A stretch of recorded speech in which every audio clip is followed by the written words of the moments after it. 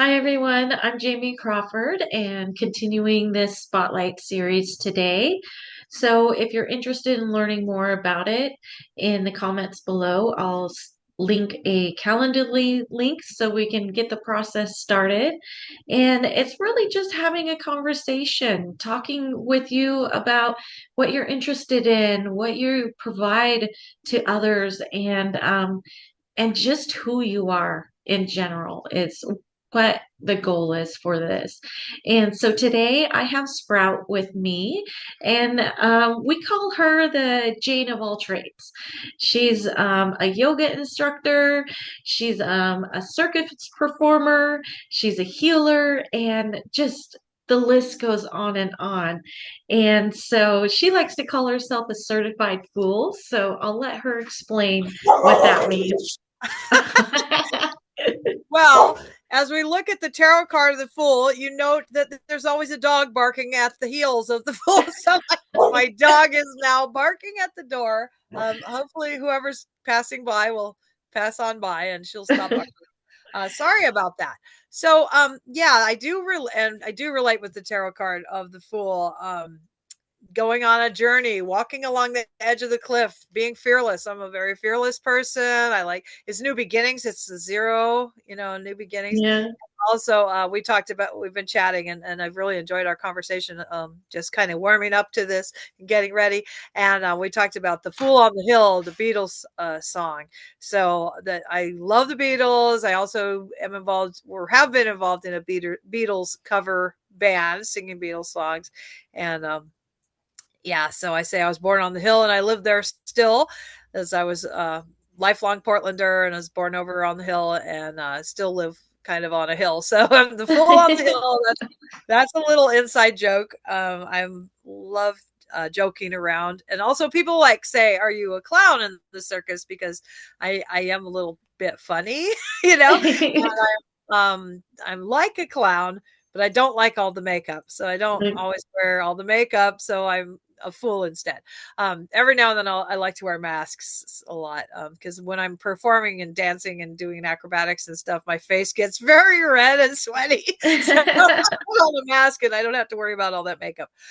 So that's some of that. Yeah, anyway, so and I don't, the beginner's mind, like in Buddhism, I'm not a strict Buddhist, but I have interests in spirituality of all types. And in Buddhism, you have the beginner's mind. That's also kind of the Fool archetype. So it's kind of a lot of different connections there.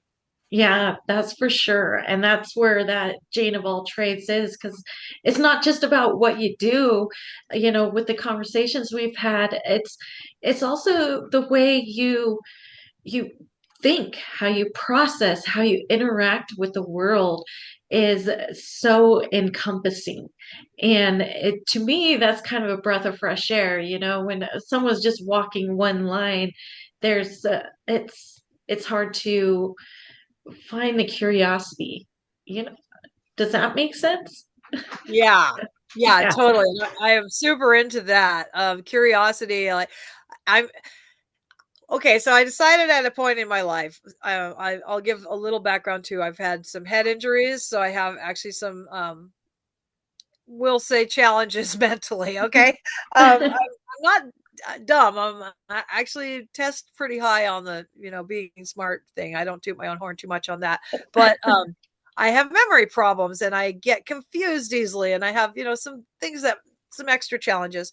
And, so I was listening to the radio one day and they said there's four things, and this is good information for anybody that's getting to a certain age or just wants a healthy brain.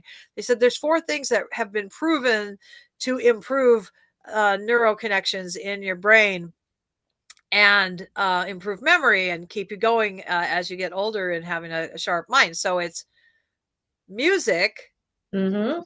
math, language, and dancing.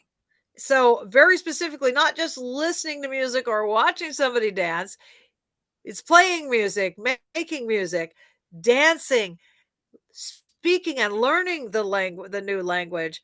And math for me is the hardest one because I'm way more verbally oriented than math.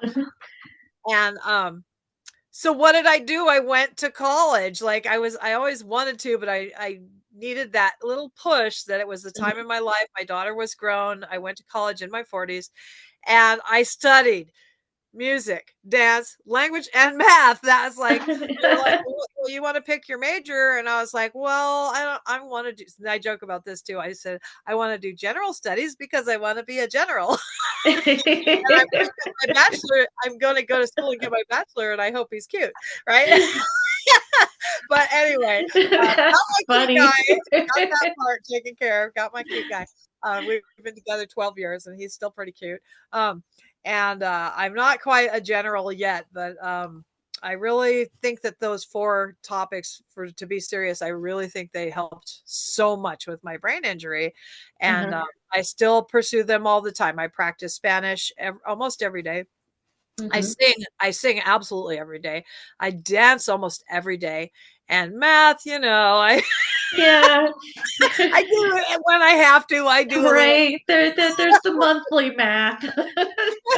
not to like make any connection between girls and the love of math, because I think it is important, and my daughter absolutely loves math. I'm much more geometry oriented than say algebra. Right. And Yeah. that's the artistic mind you have. Yeah. Yeah. Absolutely. So when we first started talking, we are talking about you know, dreams, like making your dreams come true, and sometimes how you have like actual dreams at night can point towards what you're walking into. And I believe you were telling me that you literally had some dreams that helped you along your path. And you know, you're a yoga instructor, you're a tree enthusiast. So, you know, if anyone also wants to learn more about the planting of the trees, please reach out to Sprout, because that's super cool. And then, of course, the circus. So, can you kind of tell me where all this started? You know, like your Yeah. goals, your dreams. What gave you the courage to truly jump into it? 100%. That is like a nutshell. Oh, I have this visual aid. I should bring out my visual aid. Yeah, because it's like this big painting I made.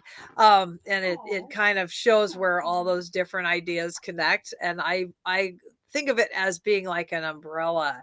So the umbrella, it brings all the things together. So I'm going to go ahead and go get my painting. It'll just take me a second. I should have had it ready, but I'm going to get it. It'll just be, I know where it is. So hang on. Okay. Okay. Okay. I'm back.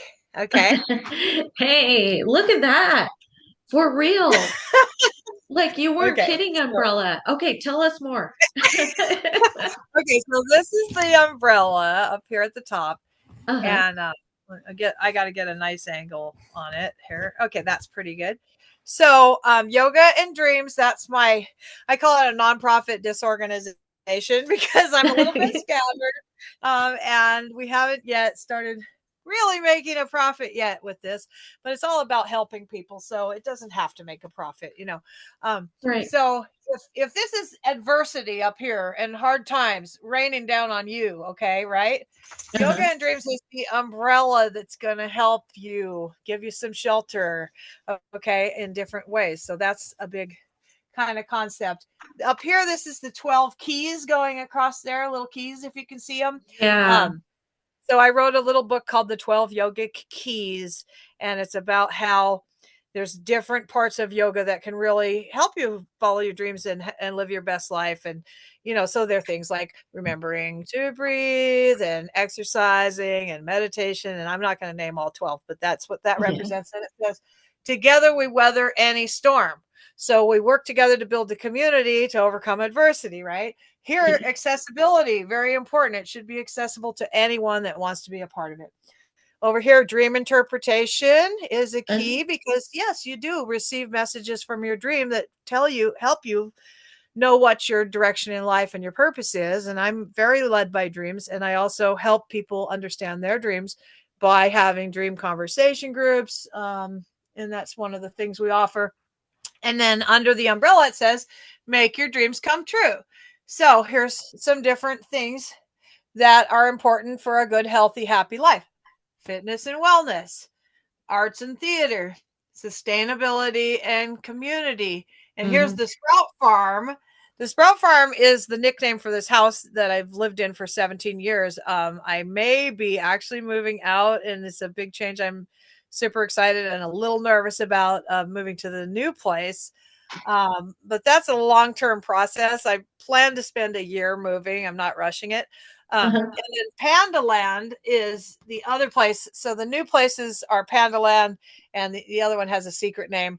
But that's where we're planting the trees. So this is the Ah, okay. labs where we're planting the trees. We planted the sprouts here, and then we're going to plant the trees over there. So wellness and fitness, yoga, dance, movement, and then we have also the fashion line, and we do fashion shows, and that's part of Yoga and Dreams fashion line. Then here's the Circus Pandemonium. So a lot of times it says Yoga and Dreams presents Circus Pandemonium because, sorry, my computer's starting to get shifty there. Let me fix it. Circus Pandemonium is the show, but Yoga and Dreams is like the business entity, sort of, that helps put on the show, helps make it happen. Music, entertainment, skill shares. So we Yeah. invite people to join. We help them learn and hone their skills and craft, and we get them in the show. We're always recruiting, so that's fun. Here, Sprout Farm Padaland, housing, gardens, and events. Plant more trees, right? So we need Yeah. space to plant more trees. I'm going to keep moving down here. We got other things. Diversity is very important. Over there it says inspiration cultivation. That's my therapeutic arts life coaching thing, is inspiration cultivation. Listen to your dreams, get inspired, and go do it, right?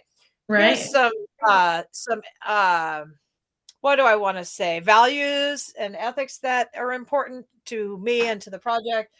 Reduce, reuse, purpose, reclaim, repair, do it yourself, DIY, recycle, educate, uplift, empower, connect, create, change. And then how do we do it? The roots here, the work we're doing. Ah, perfect. There's my day job, right? Yeah. A little closer. Caregiving for senior and disabled people. That's my day job. Donations. We could not do it without donations and volunteers. And cans. We actually do a huge amount of bottle and can recycling to meet our expenses. But donations do help with that. And no, we don't Right. want more cans right now. Strength, inclusion, from the grassroots to the nutshell, mutual aid. Um, That's the thing. That's right. there we go. Wow, So you anyway, I made that to help explain it. And I had fun making it. And it helps me kind of like to have that up. It's like kind of like a vision board to help remember what I'm doing and why I'm doing it and how I'm doing it. And I could not do it by myself. Absolutely not. But doing all those things, the circus we've been doing for 23 years, wow. teaching yoga for 17 years. Um, all the things. It's been such a journey.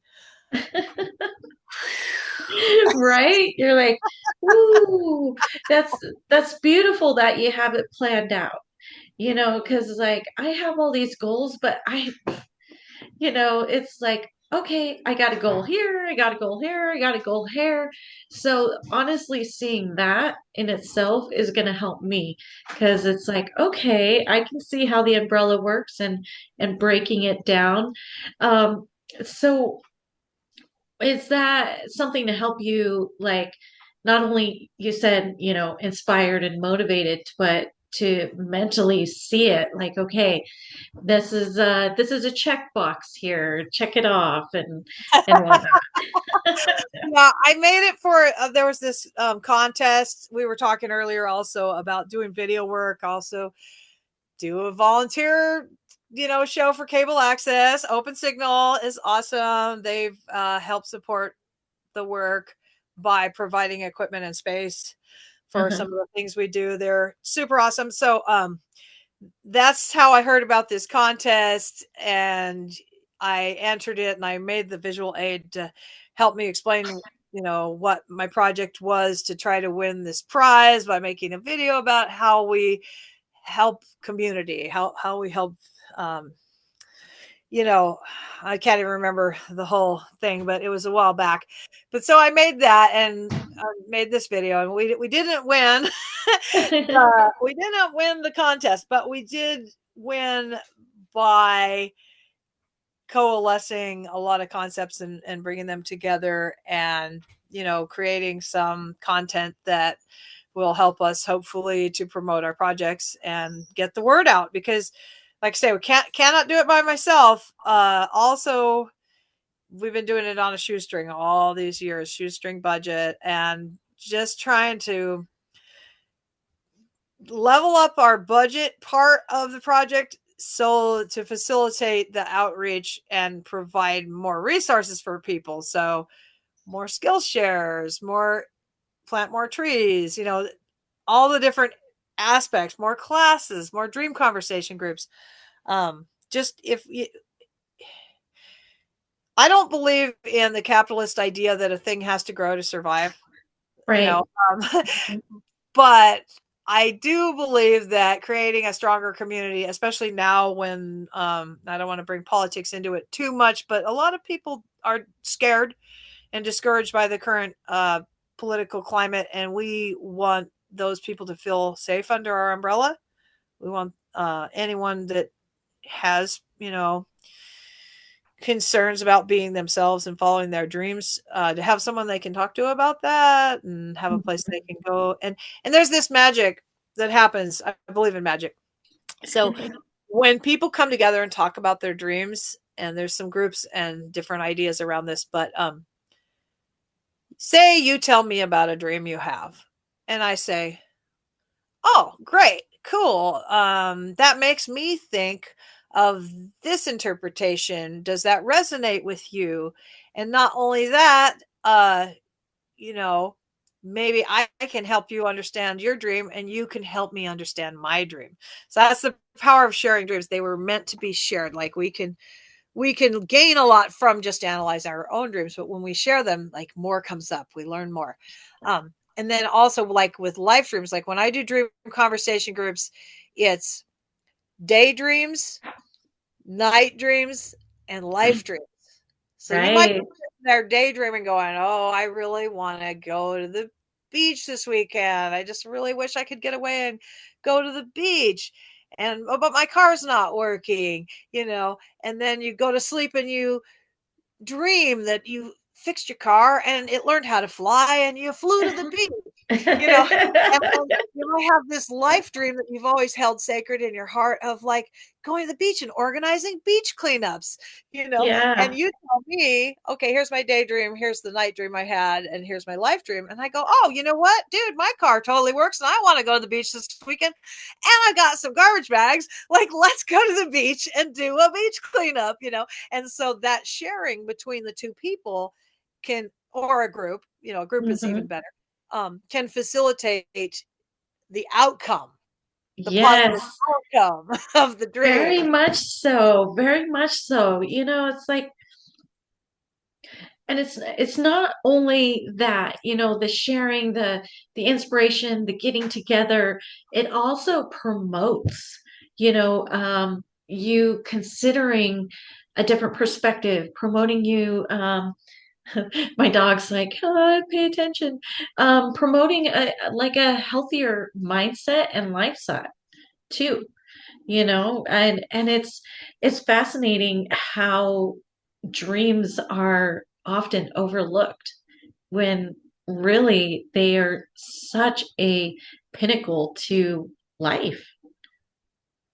Yeah, and going back to like spirituality, like a lot of people are like, oh, the Bible says you're not supposed to do palm reading or tarot cards, or or Yeah. that's witchy, so it's evil. I'm sorry, I'm using that tone of voice, I'm joking. But actually the Bible is full of astrology. The Bible is full of examples of prophecy, and the Bible's full of dreams. Yeah. So it all depends how you read that book.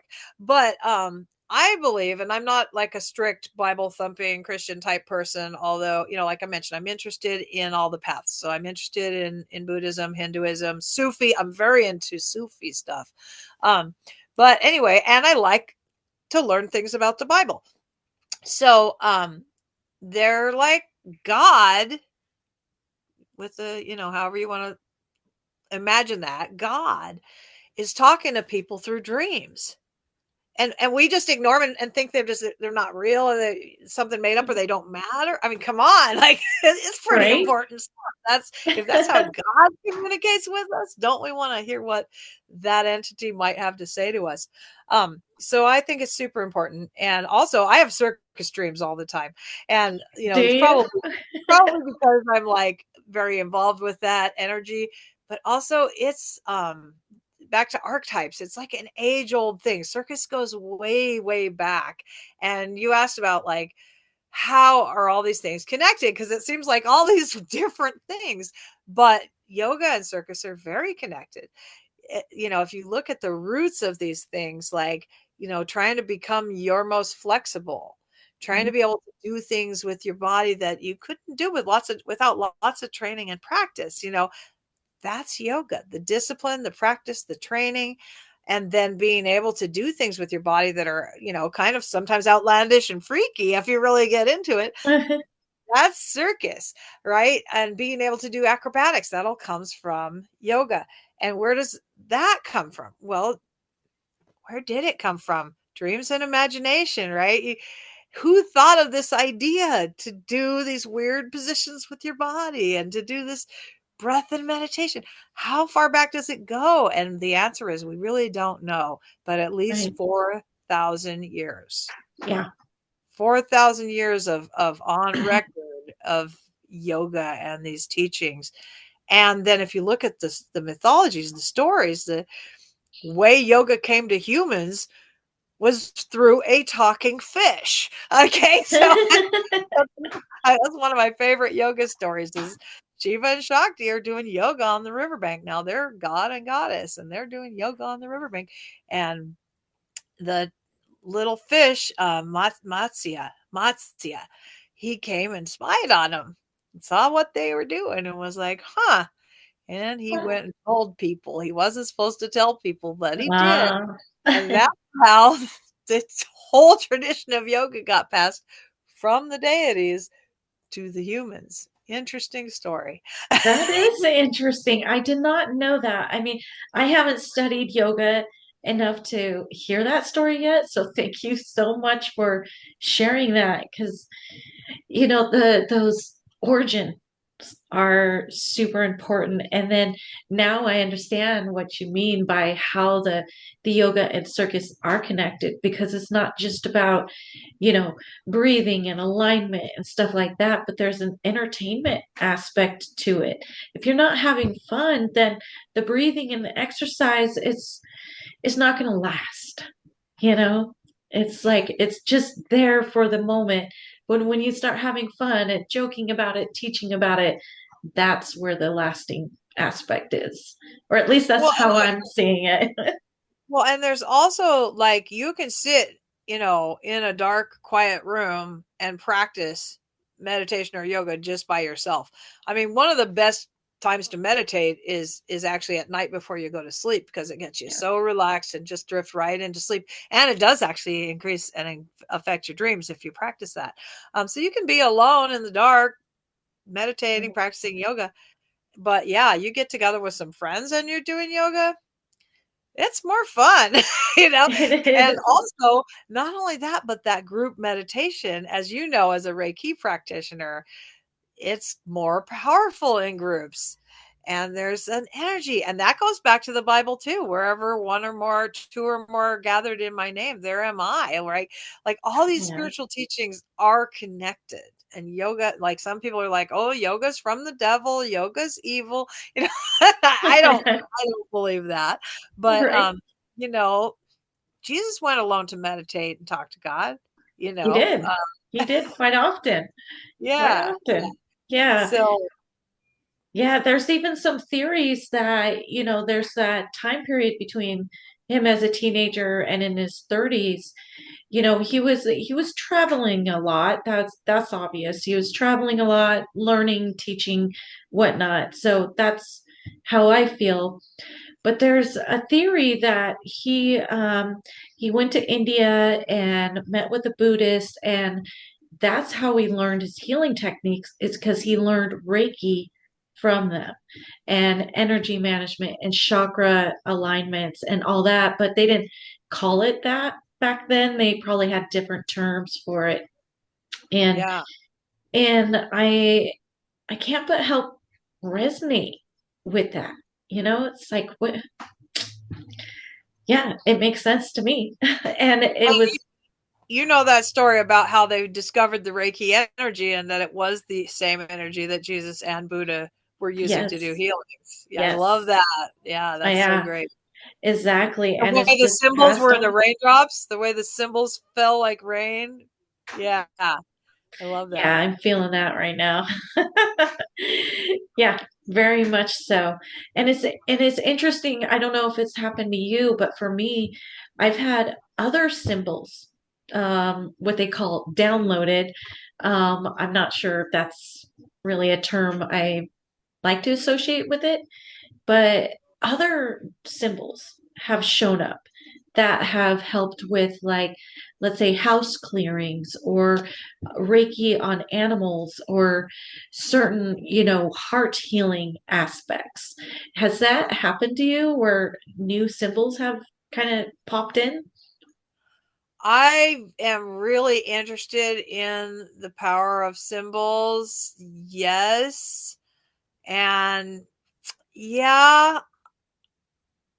I I've also received like words are Mm, symbols, true. and and in dreams, like when you started going down that path, I like started feeling a deja vu thing, but Hmm. I can't give like a very specific example of a symbol appearing. I mean, in dreams, everything is symbols, but True. like a traditional like a symbol you would draw. Uh-huh. I feel like it's right at the edge of my consciousness. Like, we've been trying to get through to you. Aren't you receiving?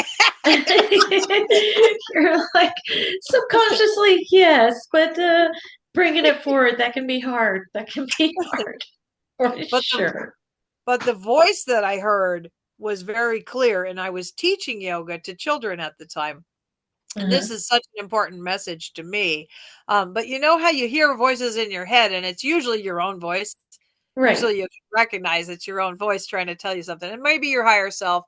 But this one, I really felt like it came from a source, like a divine source. It was like a very clear, someone else is talking inside my head, and it has something very important to tell me. And it was just 4 words, and it was slow down, go deeper. And I was like, oh, Ah, I didn't need to hear that because I'm always like all the all over the place, And even in my yoga, I like a pretty active practice, but uh-huh. sometimes you gotta just sit there, just slow down, go into that deep waters. It's not always Yes. about just moving your body. Sometimes it's about the stillness.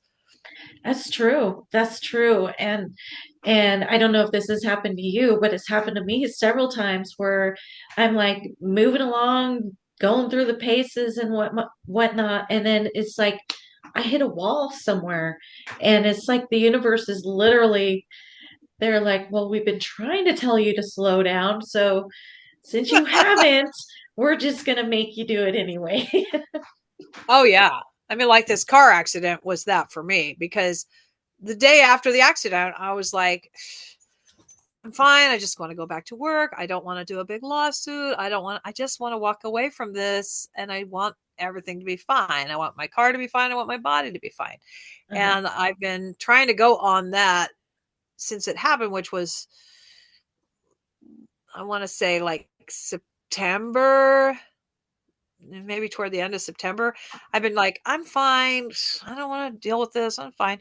But honestly, like, no, I'm not. I'm like not fine. I'm barely able to work. I'm barely able to do all the different things I'm trying to do in my life.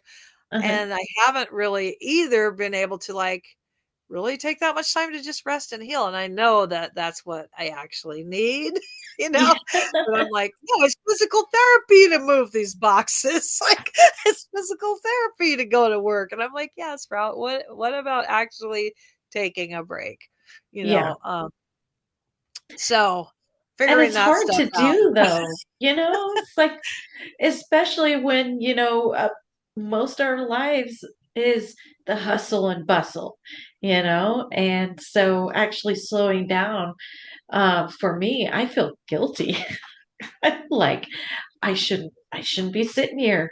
I shouldn't be watching Netflix for 6 hours. What is going on? I know I Well, have a sometimes list of you need things. that.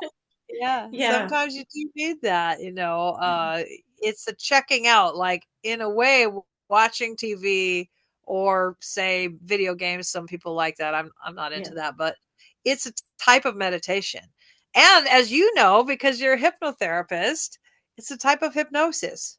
Yeah. It's a type Watching of TV trance. is you're going yeah, and everyone's familiar with that. You're passively just going into another world of someone Uh-huh. else's imagination, interestingly, and just taking it in a spaced out kind of way, and that's very Yeah. comforting and very good for your brain in some ways. I'm really interested in learning. I've learned just a little bit about hypnosis, but I was going to go for the certification and I haven't Uh-huh. yet. Um, I haven't yet, but I'm very interested and have learned a little bit about it. So do you offer that in your practice? Like, Oh, absolutely. And I have a tendency to just kind of integrate that into sessions just in general. So like, if there's some somatic stuff going on, we'll do a quick hypnosis, or a lot of times actually this year has been a lot about inner child work. So I think that's mm, an interesting pattern that's been coming up. And so I'll do a lot of like timeline regressions, and then bringing you forward into a state of shifting the perspective. So when I do hypnosis, if it's just specifically a hypnosis session, we kind of sit around for, about 20-30 minutes talking about the challenge. I like to do one challenge at a time, because if you're trying to throw a bunch in, it's just all going to get too jumbled. And so I just pick out keywords, like the negative keywords and the positive keywords. So during the hypnosis, we literally shift the script. So by the time you're coming out of it, you feel more refreshed, you feel more at ease, and like your perspective has shifted. It's like, okay, there's two sides of the same coin. What side do you want to sit on? And mm. so that's kind of how I work. It's like, okay, it's really about the perspective shift. And, a lot of times when it comes to that child work, it's also coming back into our, let's say, our life dreams. It's like we have a tendency to either sabotage ourselves or get in our own way because something that happened as a child told us and conditioned us to think that that path is not for us, so we can't go there, you know. So spot on. Hmm. Totally. I I mean, totally relate with that. yeah. And so it's really fun. I highly suggest, if you're interested, check it out and see if it's for you. Yeah. Yeah. Yeah, I am interested. And also what you said just resonated with me very deeply. Like just that little moment, it was just like all these things, like, yes, 100% yes. And this process I'm going through of going through everything I own and trying to make a lot of decisions about what really matters to me and what I need to let go of. And it's one of my biggest challenges of downsizing. Uh-huh. It's also like this recapitulation that's happening. Right. It's going through all these memories, all the things I've done and places I've been, and I've got souvenirs from it all, and also all the things I've inherited. Another thing about my work, both working with senior and disabled people, and just community and everything else, is I know I like to say I have a lot of spirit helpers on the other side because Yeah. and you talked a little bit about the crossing the veil, and like I've worked with so many people at the end of life. Like Right. literally I've actually attended 2 deaths where their time came when I was on shift and I was there for it. And Yeah. that's not specifically my work. Like I'm not a hospice worker. I'm not, an end of life doula, but I feel like I really could be. Because I Uh, was just there to clean house and wash the dishes and, be there yeah. with the client. There's all these different aspects of caregiving. And their time came and it was really interesting to be present for that in a peaceful old age related death, Yeah. Yeah. Just when natural. they That. were just so ready to go, they're just, Yeah. and Yeah. they just take their last breath and drift away. And it's kind of this beautiful thing. And then, hopefully they've got, people they love present. The one person, I won't name any names or anything because that's, illegal. But the one person um, had been nonverbal because I work with nonverbal people, and being intuitive, I'm pretty good Yeah. at it. Like I can kind of guess what people need nonverbally. That's a tricky skill. But she'd been nonverbal for almost a year, and I Yeah. mean that means that she spoke very few words in her Right. whole last year of life. If you can imagine what that's like. And her daughter was there at the end and present, and she said, "I love you," to her daughter. And those 3 words, just like, that was like the most powerful "I love you" ever, like Right. I'm like feeling that. I'm so like, good no, for her don't to get those cry. words out. And then she passed away, and it was just like, oh my gosh, wow. And then the other one, they were 92. And they were told at 18 that they couldn't join the military because they had a heart condition. And they told them at 18 they had 6 months to live with this heart condition. Now, this had to Wow. been back in the, 50s or whatever, because this is a Right. while back, and they just went, oh gosh, I can't join the military. I have this heart condition. I have 6 months to live. And then spent the next, 80 or 70 years proving the doctors wrong. And then at 92, they said goodbye, and it made me feel a lot less fear around death. It's like, Yeah. oh, it's this peaceful part of life. It's a thing everyone goes through. But then I've also had the other end where they're, screaming and in agony and, like Yeah. Yeah. really not having a good time. And I definitely want the peaceful kind, Um, Right. Exactly. yeah. I was a caregiver when I was younger, and I was there for a few deaths as well. And one lady just really sticks out in my mind because she was on that other spectrum. She was very fearful. She was upset. She didn't want to go. And it was like, what did you do? That just kept coming up in my mind. I was like, what did you do to have this fear? And like, I never asked because it wasn't my business, but her son was there and he was like telling me all sorts of stories and how he can't wait for this to be over. And I was like, well, the only thing I can say to you is that maybe what she needs is forgiveness. Ah, And yeah. so I just intuitively started talking to him about forgiveness. And it was like, even though she was nonverbal and he didn't really express that to her, there was like this energetic change and she relaxed. And I was like, that's what it was. So Wow. Yeah. it's end of life is incredibly fascinating. That's a that's a whole nother rabbit hole we can go down. Yeah, and it's like I say, I love rabbit holes, but also, but working with people in end of life care, like I not just inherit things from people that are like, "Hey, Yeah, do you want this? Would you like to keep this memento of me?" You know, yeah, um, but also their dreams.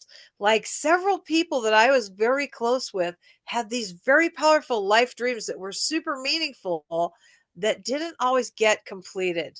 So Right. here they had this vision and this dream that could have been life changing, not just for them, but for a lot of people. And sometimes the dream dies with them. And Right. so I'm like, in a way, a guardian and caretaker of the dreams after they leave, because I know the person and I know their story and their dream. And it's up to me whether I'm going to let that die with them or if I'm going to share it with Right. people. So that my collecting and my archiving also includes all these people that I call my spirit helpers on the other side that have given me these gifts of understanding and learning and their dream. And then I have to decide, how do I process, you know, the dream, the mission, and of course, don't want to put my own dream aside to help them fulfill their, because who's, they're not, maybe their spirit will know if I help their dream move forward, but Hmm. it's hard to explain. But anyway, so I have the things as well. So I'm sorting through all the things and being like, this one woman was a writer, and Uh-huh. I mean, boxes, 6 boxes of, big boxes of stuff she wrote, and some of it was published and some of it was not, and some of it she Uh-huh. really wanted to see published before she passed. You understand this as a writer. I Yeah. mean, just all this stuff, and a lot of it is several copies and different iterations and edits, and so I'm going through, it's like, okay, I can recycle this, I can recycle this. It is Uh-huh. hours of looking it over, and everything she kept, and then everything everyone else and me kept. And then it's heavy because you're sad about losing the friend, Right. and dealing with that. And I feel like we're going way on a tangent now, but it's just part of the process of what I'm doing right now in my life, of this: what's valuable, what do I need to keep, what do I need to let go of, what's going to facilitate the project, what, Right. am I holding that maybe isn't even mine to carry anymore? you know Uh, that that's a that's a whole statement in itself, honestly, because as helpers, as you know, we want to take people's stuff onto our plate. It's like, oh, I see your struggle, I see your challenges. Let me help you. We'll just scrape some of that off. I have a big plate. It's all good. But that ends up hurting ourselves, and then later on you still have other people's stuff, and here you are trying to make space for the actual manifestation of this dream you've been working towards. And so I can see that's what you're doing, like maybe subconsciously, but it's the making space, because what you're doing next is just phenomenal. Will you tell people about this tree project? Oh, yes, the trees. First of Uh-huh. all, the land I bought is forested. um Beautiful. Some of the trees are quite nice. They're not, old growth, because that's very super rare. But it's a lot of diversity of trees and plants, and like I say, I have this special affinity for things that aren't wanted, so lots of blackberries. And I love it. In the summertime is like just so much with the blackberries. I just love it. But it's also a wayside, which is interesting to me metaphorically. It's also a crossroads, because it's in between the highway and the railroad track, Oh, and it's a big piece of land, but it's long and skinny, right? so right. so it's this wayside, which is like something you drive by and you don't even notice. It's an overlooked thing, which is what I have this affinity with, is things that people don't want, or they're cast aside or overlooked, all this thing. So that it's like the perfect spot for me, because it's like all these things that I really resonate with. And then it has all these beautiful trees, and then there's areas that are meadow and don't have trees. So I made this giant greenhouse. That's the first thing I did. It's something I built from a kit, so it's not really great for being built to last, but I built this giant greenhouse, and then I'm reinforcing it to make it try to get through this intense winter that you get out by the coast. So I'm Uh-huh. reinforcing it from the inside, and then I'm planting, the trees. And so every time we do a show, we give away a tree. And we always make it a prize. So, for example, for Halloween, like who has the best costume? You just won a tree. Right. If you want to win the tree, come up and show us your costume because you want the tree to go to somebody who has a space for it and will plant it and care for it. And really, Right. once you plant a tree, okay, they say the best time to plant a tree was 20 years ago. The second best time is right now. Okay. Yeah. So once you plant that tree, I mean, unlike your lemon tree, which needs a lot of in and out and care, Yeah. not perfectly suited to the climate. Most trees, once you plant them, boom, you water them for a little while and they will be fine. If they're suited to the Right. climate, they'll be fine, which is another reason why native plants are so great for your garden. You don't really have to do much at all. You put them in the ground, you And water there them they a go. little, and they belong there. So they're going to do great. So the trees that I mostly want to work with are those kind of trees that you plant it, it's going to be easy. It's you can't screw it up. I have a tree out front that's just gorgeous. It's taller than the house at this point, a two-story house, and it was once a Christmas tree. So now it's like probably this big around. I planted it. Uh-huh. One of the first things I planted when I've settled into this house for a while is, and this is a rental, but she lets us do things like plant trees if we want to. So She's it's like, huge yeah, now. upgrade for me. That's great. And it's so rewarding to watch your little tiny tree Yeah. become this huge entity. And they're so healing and giving and magical. And they, especially the food trees. The food trees, they just give and give and give. And I have Yeah. two beautiful apple trees that were just loaded with apples this year, and they're just super nice. But so we grow the trees, we propagate the trees, and then we find people that are willing to take them in and give them a place to plant them, and we also plant them. So if the people want to get involved but they don't have a place to plant the tree, we'll plant one in your honor at the land.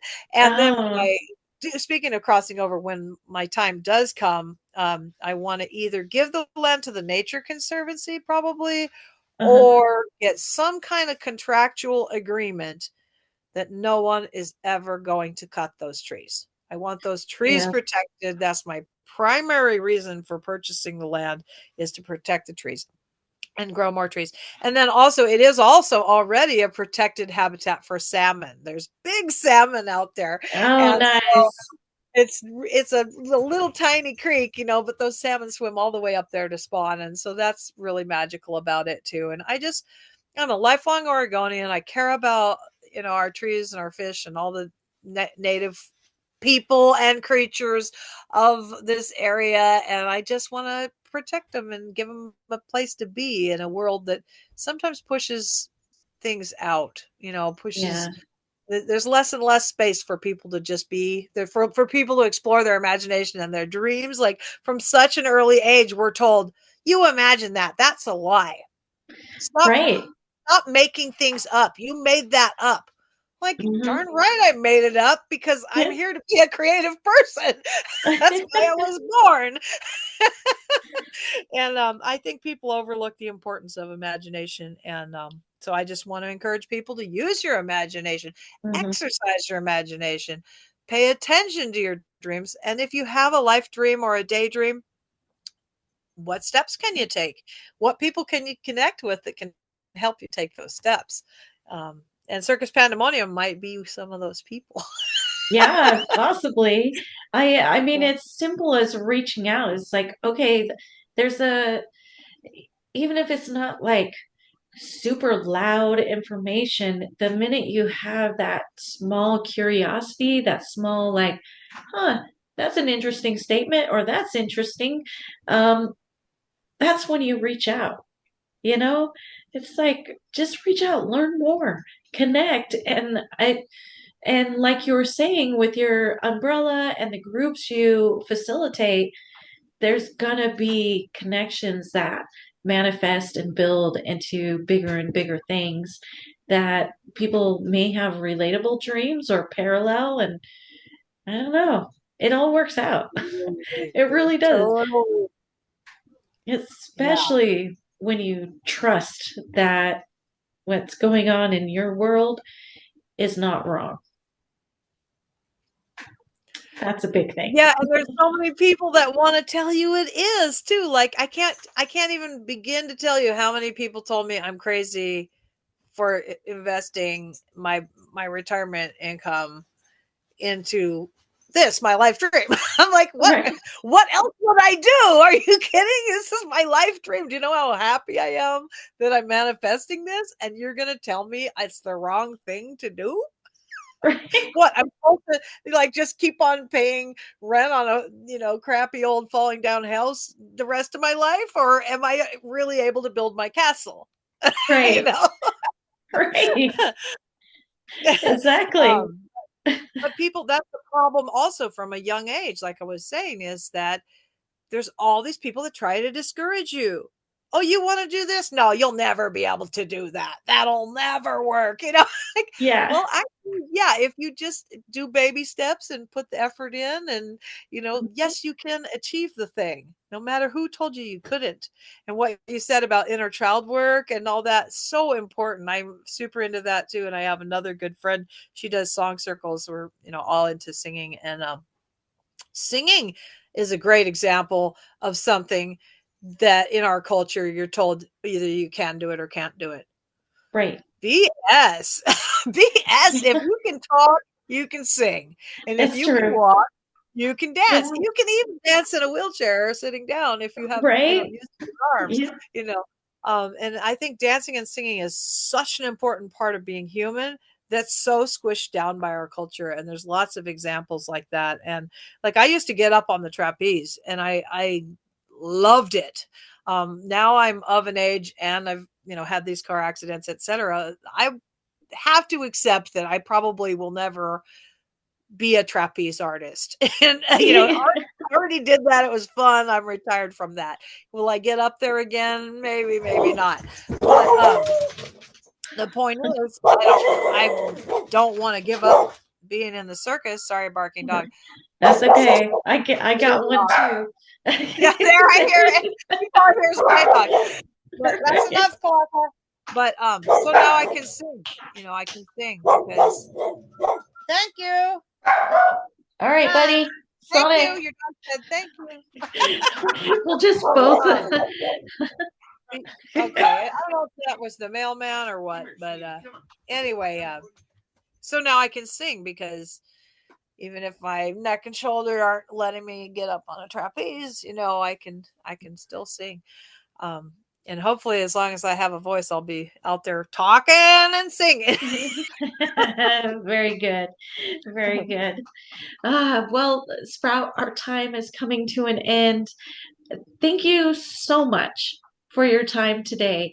Like, this was so joyful, and I I just appreciate it so much. I had fun doing it too, and I really enjoyed meeting you and talking with you. And I have a feeling, speaking of connecting and community, I have a feeling we're gonna get a chance to connect more and hopefully be friends. And also, like, I want to hear more about your dreams and the work you're doing because it sounds really important and good. And it, I'm all about collaborating too. So maybe, we can help each other with some of those pieces so it sounds like we have a lot of similar strengths and we may Uh-huh. have a lot of similar, like, I don't want to say weaknesses, but Right. sticking points Yeah. around like the marketing and the Yeah. this and that. So maybe we can help each other with some of those points. I like it. We'll do it. We'll definitely do it. Do you have any last minute things you want to speak to for the audience? I just want to say we're Circus Pandemonium. CircusPandemonium.net is a good website. On Facebook, I'm Bonnie Green, Bonnie Green Sprout, and I'm super into Facebook. I use it all the time, so you can always find me there. Also, my partner, which I barely touched on, but my circus partner, she's really amazing, Autumn Odyssey Augustus, and she's also a writer and she's got books out. We've got the fashion line. We've got lots of ways you can contribute, plug in, and support, and come to our shows. They're tons of fun. We put on awesome shows all the time. We're available for your next house party as well. Put the pandemonium in your party. And my email is yoga.dreams72@gmail.com, yoga.dreams72@gmail.com. That's the best way to reach me. So if you want to join the circus, if you want to come to yoga, if you want to talk about your dreams, any of the different services that we offer, like that's a really good way to find me. And I'll just say that one last time because I just believe repeating things 3 times is magical. Yoga dot dreams 72@gmail.com, and send me an email and I can give you, like ways to connect. We can talk, and definitely like to hear more about what you're doing as well. And thank you so much. And Yes. yeah, Thank you. Thank you. And thank you everyone who's been here to witness all this unfold. So thank you everyone. Bye.